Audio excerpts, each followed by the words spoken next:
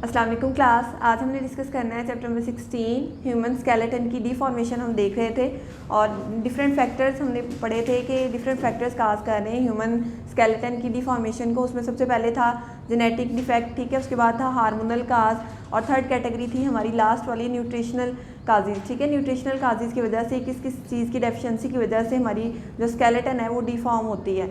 तो जो सबसे पहले कल पढ़ा था जेनेटिक काज, उसमें हमने पढ़ी थी 2 टाइप ऑफ डिजीज़, ठीक है। रिथराइटिस हम लोगों ने पढ़ी थी, हम लोगों ने माइक्रोस्फेली पढ़ी थी। उसके बाद हमने हार्मोनल काज पढ़ा, उसमें हमने देखा था कि ओस्टियोपोरोसिस होती है, बोन की स्टिफनेस हो जाती है, वीक हो जाती हैं बोन्स। तो आज हमने देखना है न्यूट्रिशनल काजेज़ में कौन कौन सी डिजीज़ हैं वो काज होती हैं, वो वेरी करती हैं। नंबर में स्पॉन्डोलाइसिस होती है, डिस्क स्लिप है, ठीक है।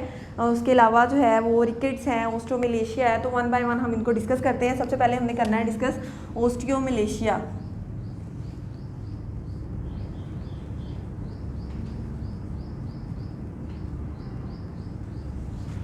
ओस्टियो का वर्ड आपको पता है बोन के लिए हम यूज़ कर रहे हैं और मिलेशिया का मतलब होता है सॉफ्ट। तो ऐसी डिजीज जिसमें क्या होता है बोन्स हैं वो सॉफ्ट हो जाती हैं, bones are soften and weak, ठीक है। ऐसी डिजीज जिसमें हमारी बोन्स वीक हो जाती हैं सॉफ्ट होने की वजह से, उसको हम कहते हैं ओस्टियोमिलेशिया। और ये होती क्यों है? न्यूट्रिशनल काजेज़ की वजह से, ठीक है। अब इसकी सबसे पहले फैक्टर्स पढ़ते हैं क्यों ये होते हैं, ठीक है। काज इसका क्या है? तो ओस्टियोमिलेशिया जो है हमारी बोन सॉफ्ट किस वजह से होती हैं? मिनरल्स की डिपोजिशन अगर कम हो बॉडी बोन्स के अंदर, ठीक है, मिनरल डिपोजिशन इज लो। ऐसी कंडीशन जिसमें बोन के अंदर मिनरल जमा नहीं हो पा रहे, उस कंडीशन में क्या होता है बोन सॉफ्ट होना शुरू हो जाती है। जब वो सॉफ्ट होना शुरू हो जाएगी तो क्या हो जाएगा? वीक हो जाएगी। एज अ रिजल्ट क्या होगा? कोई भी बर्डन जो है कि कोई भी वेट है वो बियर नहीं कर सकती।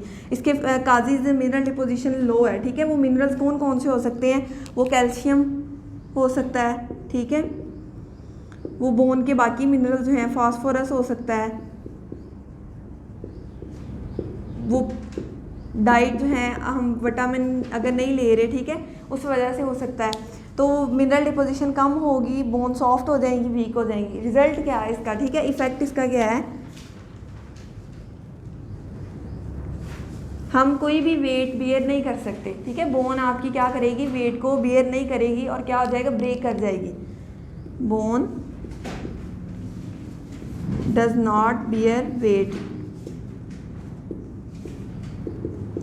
अब देखो फॉर एग्जांपल हमारा हाथ है, ठीक है, हम बोन बहुत ज़्यादा सॉफ्ट हो चुकी हैं, मेरे फ्लेक्सिबिलिटी बहुत ज़्यादा आ गई है, तो क्या होगा? मैं वेट कोई भी लिफ्ट नहीं कर पाऊंगी। तो क्या हो जाएगा? एज अ रिजल्ट वेट नहीं लिफ्ट कर पाएंगे तो बोन सॉफ्टन की वजह से बहुत ज़्यादा वीक हो जाएंगी। एज अ रिजल्ट क्या होगा? हमें कोई भी चीज़ हम नहीं पिक नहीं कर पाएंगे, हैंडल नहीं कर पाएंगे।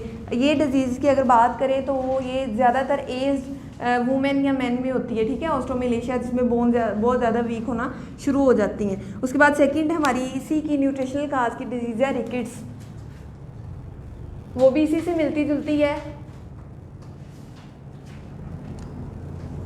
ठीक है। रिकेट्स है, ये भी ऐसी डिजीज़ है जिसके अंदर ये ज़्यादातर इन दोनों में मेजर डिफरेंस क्या है? इसमें भी बोन सॉफ्ट होती हैं, वीक हो जाती हैं। ओस्टियोमिलेशिया में और रिकेट्स में डिफरेंस क्या है?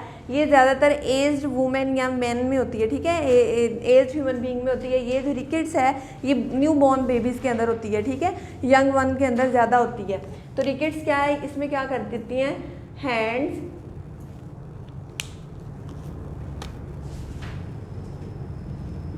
लेग्स की जो बोन्स हैं वो बो कर जाती हैं, ठीक है, बेंड हो जाती हैं। इसके काजेज़ की अगर बात करें तो सेम काजेज़ इसके भी वही हैं। मिनरल्स की डिपोजिशन बोन के अंदर कम होती है। वो मिनरल कौन कौन से हैं? ज़्यादातर कैल्शियम बोन के अंदर डिपॉजिट नहीं होता, इसके अलावा विटामिन डी। अब कैल्शियम का तो हमें पता है बोन्स के अंदर होता है, ठीक है, पाया जाता है, बोन को स्ट्रॉन्ग कर रहा है। विटामिन डी का इसमें क्या रोल है? विटामिन डी जब आप फूड कोई भी डाइट ले रहे हो, ठीक है, आप डाइट लेते हो, इसको डाइजेस्ट करते हो, अगर आप इस डाइट को जब डाइजेस्ट करते हो अगर, तो इसके अंदर विटामिन डी मौजूद है, ठीक है। तो विटामिन डी क्या करता है? इस फूड को मिनरल्स कैरी करने में हेल्प कर रहा है इस फूड में से, और किस तक पहुंचा रहा है, ब्लड तक। अब ये क्या कर रहा है, डाइजेस्टेड फूड से ब्लड तक मिनरल्स कौन लेके जा रहा है, हमारे विटामिन डी। अगर विटामिन डी मौजूद नहीं है तो इसका मतलब है कि ब्लड के अंदर हमारे मिनरल्स नहीं जा रहे। जब ब्लड के अंदर नहीं जा रहे तो आपको पता है ब्लड कहाँ पे है, बोन्स के अंदर कोलेजन फाइबर है, वहाँ से ब्लड, ठीक है, ब्लड वेसल्स हैं, बोन को सपोर्ट कर रही हैं, मिनरल्स इसके अंदर डिपॉजिट हो रही हैं। जब बोन्स के अंदर नहीं जा रहा ये मिनरल तो नो डिपोजिशन ऑफ मिनरल्स।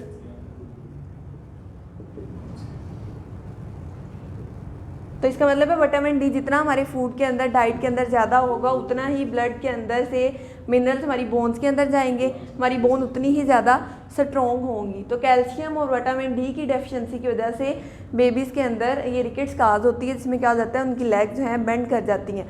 अगर इसके इफ़ेक्ट्स देखें तो इसके ट्रीटमेंट देखें, अगर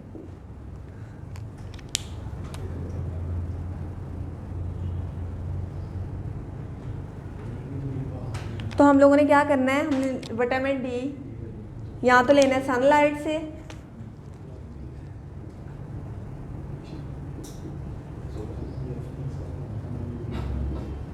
या हम लोगों ने क्या करना है, हमने डाइट ऐसी लेनी है जिसके अंदर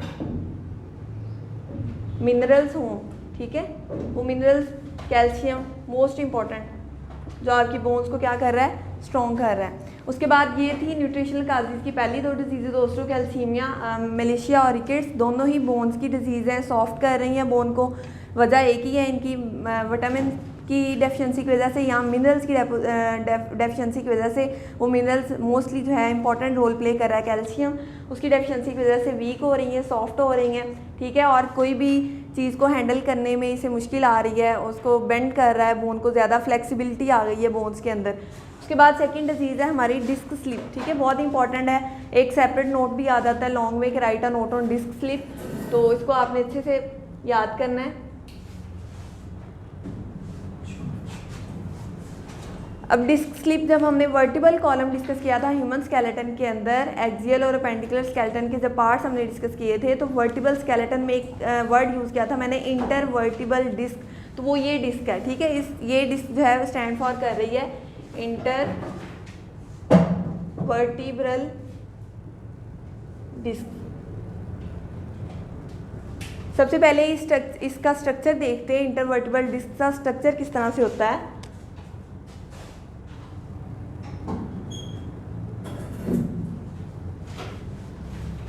तो जो इंटरवर्टिब्रल डिस्क है इनका स्ट्रक्चर कुशन लाइक होता है। अब इसको कुशन लाइक रिसेम्बलेंस क्यों दी गई है, अब कुशन आप कंप्रेस करते हो, कंप्रेस हो जाता है, प्रेशर रिलीज करते हो, दोबारा से अपनी पोजीशन को रीगेन कर लेता है, फ्लेक्सिबिलिटी होती है उसके अंदर, कंप्रेसिबिलिटी होती है। तो इंटरवर्टिब्रल डिस्क जो है हमारी कुशन लाइक होती हैं, ठीक है, क्यों, ताकि कोई भी, आप देखो मूव करना है हमने, ठीक है, वॉक करना है हमने, जंप करना है हमने, रन करना है, तो हमारी इंटरवर्टिब्रल डिस्क अगर आपस में टकराएंगी तो उसके दरमियान, अब ये वर्टिबल कॉलम हमारा अगर आपस में टकरा रहा है, वर्टी भी हमारी टकरा रही है, तो हम तो कुछ बियर कर ही नहीं पाएंगे, सपोर्ट ही नहीं कर पाएंगे, बोन्स ब्रेक हो जाएंगी। तो इसके लिए क्या होता है, इसका स्ट्रक्चर जो है कुशन लाइक होता है, सॉफ्ट होता है, फ्लेक्सिबिलिटी प्रोवाइड कर रहा है, कंप्रेसिबिलिटी प्रोवाइड कर रहा है, ताकि हमें वॉक करने में, जंप करने में, रन करने में हेल्प मिल सके, ठीक है। इसका स्ट्रक्चर अगर मैं ड्रा करूं,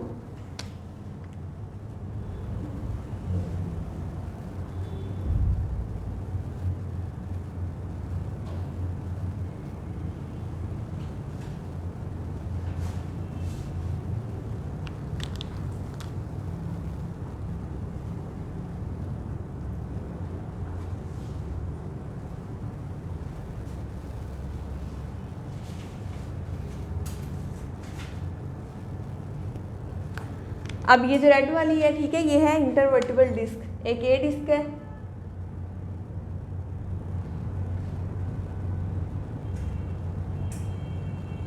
ये है हमारी वर्टिब्रीज, जिसे हम स्पाइन भी कहते हैं, ठीक है, और ये इसके अंदर मौजूद है डिस्क, ठीक है। अब डिस्क के दो पार्ट्स होते हैं, दो हिस्से होते हैं इसके, एक ये जो मैंने ब्लू से आउटलाइन किया और एक जो रेड है जिसे मैंने कलर किया है, ठीक है, इसके 2 पार्ट्स हैं। सबसे पहला पार्ट इसका हम देखते हैं न्यूक्लियस पल्पोसिस।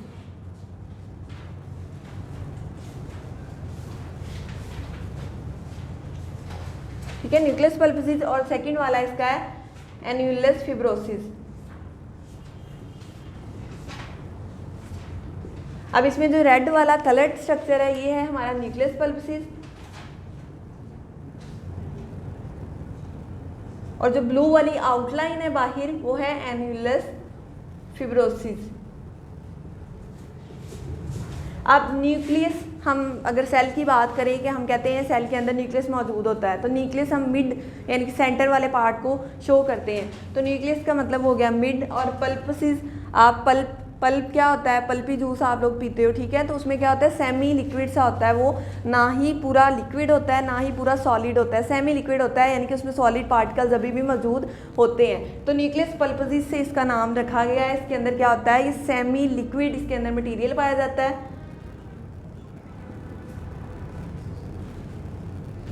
सेमी लिक्विड मटेरियल, ठीक है, इसका फंक्शन क्या है, ये प्रोवाइड करता है हमें फ्लेक्सिबिलिटी, इसके अलावा कंप्रेसिबिलिटी। ये बहुत ही सॉफ्ट स्ट्रक्चर होता है, ठीक है, सेमी सॉलिड सा। अब लेट्स सपोज आप करो कि ये वाला सॉफ्ट स्ट्रक्चर ना हो हमारी वर्टिब्री के दरमियान, ठीक है, हम मूव कर रहे हैं, ये सॉफ्ट पार्ट है, अभी ये कंप्रेस कर सकता है, ये रिलैक्स कर सकता है, फ्लेक्सिबिलिटी इसके अंदर पाई जा रही है।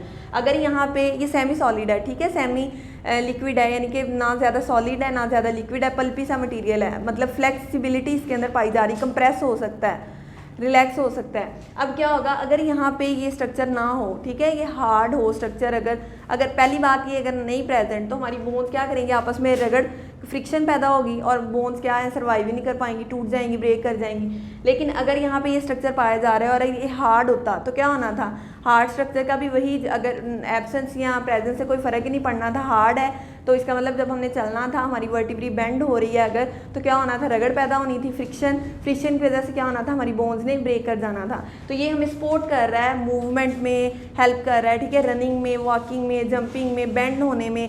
तो ये बहुत इंपॉर्टेंट स्ट्रक्चर है। न्यूक्लियस पल्पोसिस सेमी लिक्विड मटेरियल है, हमें क्या प्रोवाइड कर रहा है, फ्लेक्सिबिलिटी और कंप्रेसिबिलिटी। उसके बाद सेकंड जो स्ट्रक्चर है, इसकी आउटर कवरिंग है, वो है फिब्रोकार्टिलेज, ठीक है, फिब्रोकार्टिलेज। ये क्या कर रहा है, इसने होल्ड किया हुआ है इस पूरी इंटरवर्टिबल डिस्क को, ठीक है, ये दो डिस्क है वर्टिब्री है, इन दोनों के दरमियान ये डिस्क मौजूद है। तो इस एन्युलस फिब्रोसिस का फंक्शन क्या है, इसने इस दोनों वर्टिब्री को होल्ड किया हुआ है, पैक करके रखा हुआ है। तो होल्ड द इंटरवर्टिबल डिस्क। इसके अलावा ये क्या कर रहा है, ये प्रोटेक्शन प्रोवाइड कर रहा है। अब इसकी एग्जांपल, फॉर एग्जांपल आप कोई भी, ठीक है, न्यू ग्रॉसरी खरीद रहे हो, ठीक है, बर्तन आप खरीदते हो, तो क्या होता है, फोम उसके अंदर मौजूद होता है, ठीक है, तो आप वो फोम बर्तन पैक जब किए होते हैं, क्यों किए होते हैं, क्योंकि वो प्रोटेक्शन हो सके उसको, ठीक है, रगड़ टूटने से बच सकें। इसी तरह से इन्वर्टिबल डिस्क के अंदर ये एन्युलस फिब्रोसिस जो है, ये इन दोनों को होल्ड कर रहा है, पैक कर रहा है, ताकि मूवमेंट के दौरान वर्टिब्री आपस में टकराए ना और ये इसको प्रोटेक्शन प्रोवाइड कर सके, ठीक है। अब ये जस्ट अभी हमने स्ट्रक्चर डिस्कस किया है, क्वेश्चन लाइक होता है, पार्ट्स इसके दो होते हैं, न्यूक्लियस पल्पोसिस और एन्युलस फिब्रोसिस। अब हम नेक्स्ट इसका पढ़ते हैं कि ये डिस्क स्लिप होती क्या है, ठीक है, डेंजर क्यों है, इसको डिफॉर्मेशन होती कैसे है स्केलेटन की, तो उसकी क्या है फंक्शन, इसका देखते हैं।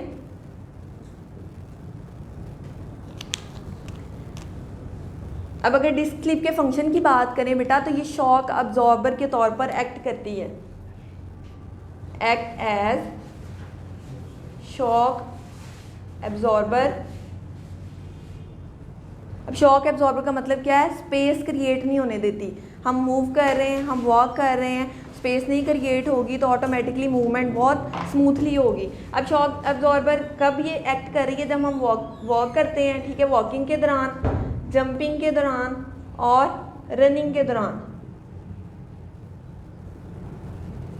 ठीक है, फंक्शन इसका ये है। अगर ट्रॉमा कोई ना कोई हो जाता है, कोई ना कोई एक्सीडेंट हो जाता है, इंसिडेंट हो जाता है, तो क्या होता है, हमारी स्पाइंस जो हैं वो डिस्टर्ब हो जाती हैं। वो डिस्टर्ब किस तरह से होती हैं, फॉर एग्जांपल कोई इंजरी हो गई है, कोई एक्सीडेंट हो गया है, तो हमारी जो ये न्यूक्लियस पल्पोसिस है, ठीक है, ये सेमी लिक्विड मटेरियल है, ये क्या होता है, ये प्रोट्रूड कर जाता है, बाहर की तरफ आ जाता है। जब बाहर की तरफ आ जाएगा तो एन्युलस फिब्रोसिस क्या हो जाएगा, टूट जाएगा, ब्रेक कर जाएगा ये फिब्रोकार्टिलेज। जब इसने ब्रेक कर जाना है, मटेरियल पल्पी मटेरियल ने बाहर आ जाना है, तो ऑटोमेटिकली हमारी जो वर्टिब्रीज हैं जब हम मूव ही नहीं कर पाएंगे, ठीक है, वो जुड़ जाएंगी आपस में, ब्रेक डाउन कर जाएंगी फ्रिक्शन की वजह से।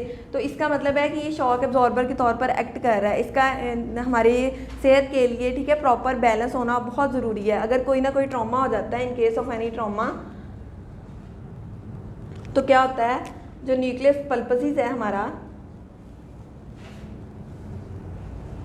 जो सेमी लिक्विड मटेरियल है, उसने क्या कर जाना है, प्रोट्रूड कर जाना है बाहर की तरफ। जब इसकी प्रोट्रूजन हो जानी है, इसने बाहर की तरफ आ जाना है, फैल जाना है, ठीक है, तो फिब्रोकार्टिलेज तो उसकी जो होल्ड कर रही है उसको, वो तो रहेगी नहीं, वो ब्रेक कर जाएगी। एज अ रिजल्ट क्या होगा, हमारा स्पाइनल सिस्टम जो है, स्पाइनल कॉर्ड डैमेज हो जाएगा।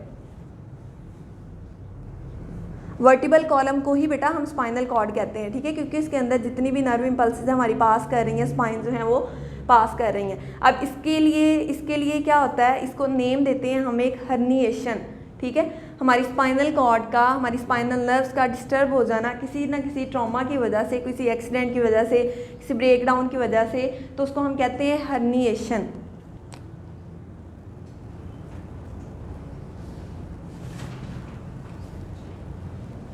अब इसका ट्रीटमेंट क्या है, इसका ट्रीटमेंट डिस्क स्लिप के दौरान जो डॉक्टर्स हैं वो आपको बेड रेस्ट रिकमेंड करते हैं, ठीक है। इसके अलावा हमें डाइट जो है, इंटरवर्टिबल डिस्क बहुत ज़्यादा डैमेज हो गई है, तो क्या होता है, डाइट प्लान हमारा इस तरह का होता है कि हमें बेड रेस्ट करेंगे वो, ठीक है, देंगे, और इसके अलावा रेगुलरली ट्रीटमेंट कराएंगे, हमारा वॉक कराएंगे हमें, ठीक है, बेंडिंग कराने में हेल्प करेंगे। इसके अलावा ट्रैक्शन कहते हैं, उसके लिए एक वर्ड यूज़ किया गया बुक में, ट्रैक्शन, ठीक है, उसमें पुल कराते हैं, हमें खुद प्रैक्टिस एक्सरसाइजेस कराते हैं ताकि हमारी वर्टिबल कॉलम जो है वो दोबारा से अपनी नॉर्मल पोजीशन पे आ सके। उसके बाद थर्ड इसकी जो ट्रीटमेंट है वो है कि अगर बहुत ज़्यादा डैमेज हो चुका है तो हमारी जो ये डिस्क स्लिप है हम इसको सर्जिकली रिमूव कर देते हैं, ठीक है, सर्जरी के ज़रिए से हम रिप्लेस कर देते हैं इसको।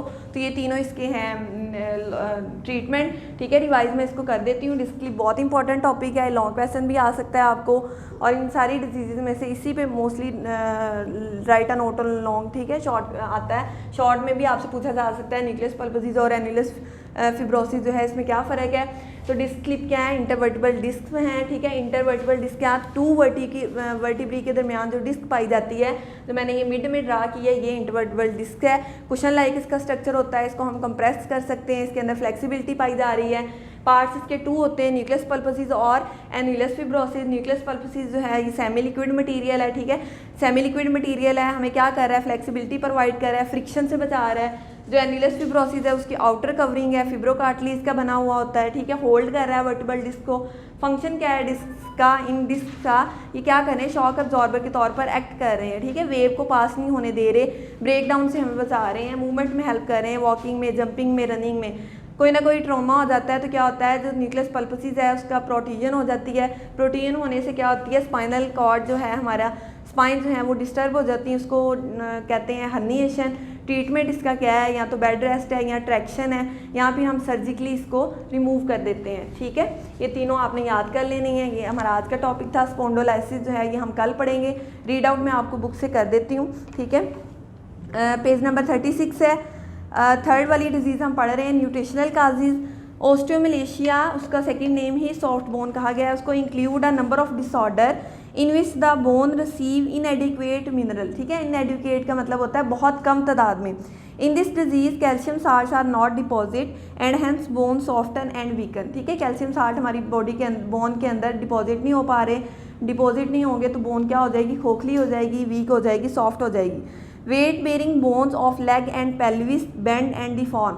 अब इसका इफेक्ट ज़्यादातर किस जगह पे होता है, लेग्स पे आपका ज़्यादातर इफेक्ट होता है, क्योंकि लेग्स ने हमारा वेट बेयर करना है, ठीक है, पूरी बॉडी का। तो अगर लेग्स की बोन ही वीक हो गई हैं, ठीक है, सॉफ्ट हो गई हैं, तो इसका मतलब बॉडी का वेट हम कैरी नहीं कर पाएंगे।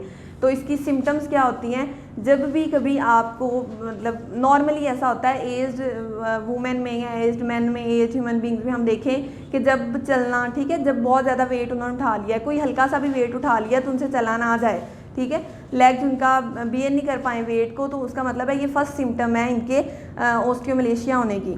उसके बाद the main system is the pain when weight is put on affected bone, ठीक है, वेट जब पुट किया जाता है इन बोन्स पे तो ये क्या कर सकती हैं, वॉक नहीं कर सकती, ये इसकी सिम्टम है। उसके बाद सेकेंड डिजीज़ है सिमिलर टू ऑस्टियोमलेशिया, वो है rickets. Rickets is another disease in children with bowed leg, bowed का मतलब है झुकी हुई leg, and deform pelvis, deform यहाँ तो वो बहुत ज़्यादा फैल गई होंगी, यहाँ बहुत ज़्यादा सुकड़ जाएंगी। It is caused bye deficiency of calcium in diet और विटामिन डी डेफिशिएंसी, ठीक है, दो रीजन हैं इसकी, यहाँ तो कैल्शियम की डेफिशिएंसी की वजह से हो सकती है, विटामिन डी का रोल मैंने आपको बता दिया है कि जब हमने फूड डाइजेस्ट करनी है, डाइजेशन के दौरान विटामिन डी का क्या रोल होता है, विटामिन डी ने इस फूड में से मिनरल को कैरी करके ब्लड तक हमारे लेके जाना है। अब ब्लड ने आगे कहाँ जाना है, बोन के अंदर डिपॉजिट होना है, ठीक है, कोलेजन हमारा जो हमने पढ़ा था रेडिश कलर का मटीरियल होता है कार्टिलेज के स्ट्रक्चर में, तब बोन्स क्या करेंगी, इसके अंदर मिनरल्स को डिपॉजिट करती रहेंगी, डिपॉजिट करने से बोन स्ट्रॉन्ग बनती रहेगी। अगर विटामिन डी नहीं है डाइट के अंदर तो डाइजेशन के दौरान ब्लड के अंदर नहीं जाएगा, मिनरल नहीं जाएगा, तो ब्लड के अंदर जो बोन के अंदर ब्लड जा रहा है उसके अंदर मिनरल मिनरल नहीं है तो डिपोजिशन नहीं होगी और बोन क्या हो जाएंगी, वीक हो जाएंगी। It is treated by vitamin D fortified milk. अब इसका ट्रीटमेंट क्या है, हम लोग क्या यूज़ करते हैं, विटामिन डी फोर्टिफाइड मिल्क। आप लोग कमर्शियल्स में भी देखते हो, कहते हैं विटामिन डी से भरपूर ग़िज़ा, ठीक है, ये भरपूर जो है दूध मिल्क हम कहते हैं, तो फोर्टिफाइड का मतलब होता है जिसके अंदर बहुत ज़्यादा कैपेसिटी है विटामिन डी की, बहुत ज़्यादा तादाद में पाया जा रहा है, भरपूर। And exposing skin to sunlight to cure disorder. अब विटामिन डी स्किन सनलाइट में भी पाया जाता है, तो हम सनलाइट में बैठ के भी विटामिन डी को ऑब्टेन कर सकते हैं। उसके बाद है सेकंड हमारी डिजीज डिस्क स्लिप, जो बहुत इंपॉर्टेंट है। Each intervertebral disc is a cushion like structure इसका है, composed of inner semi fluid nucleus pulposus which act as rubber bar to give disc its elasticity and compressibility, ठीक है, इसका function क्या है, ये क्या होती है, सेमी लिक्विड मटेरियल है, फ्लेक्सिबिलिटी दे रही है, कंप्रेसिबिलिटी दे रही है हमारी बॉडी को। और उसके बाद the outer ring of fibrocartilage the annulus fibrosus hold together the successive vertebrae. अब ये वर्टिब्री है, इन दोनों के दरमियान क्या होल्ड कर रहा है, एन्युलस फिब्रोसिस डिस्क पाई जा रही है जो इन दोनों को क्या कर रही है, होल्ड कर रही है, स्पेस नहीं क्रिएट होने देती।